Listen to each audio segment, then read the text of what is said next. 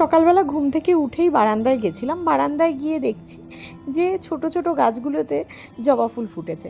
তো জানো তো, আমার এই গাছগুলোতে বেশ দুদিন পর পরই ভালো ফুল ফোটে। গাছগুলো ছোট হলেও না ফুল বেশ ভালোই দেয়।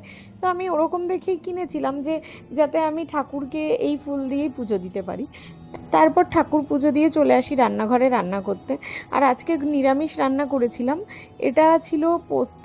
আমি করেছিলাম ঝিঙে পোস্ত, ডাল আর পটল ভাজা।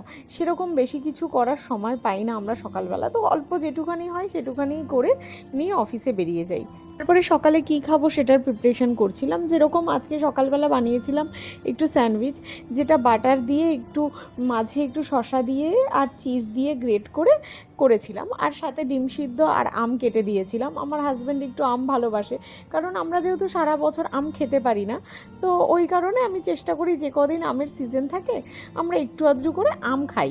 তো মোটামুটি আমারও খুব ভালো লাগে আমটা। আর আমের থেকেও আমার যেটা ভালো লাগে সেটা হচ্ছে লিচু খেতে।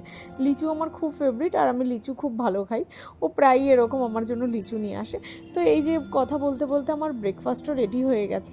আসলে সব সময় তো সেরকমভাবে একসাথে আমাদের খাওয়া দাওয়া হয়ে ওঠে না, কিন্তু সকালে বলুন বা রাতে যখনই আমরা সময় পাই চেষ্টা করি একসাথে খাওয়া দাওয়া করার। তো ব্রেকফাস্ট করে আমি এই যে রেডি হয়ে নিচ্ছিলাম অফিস যাওয়ার জন্য। আসছি, টাটা।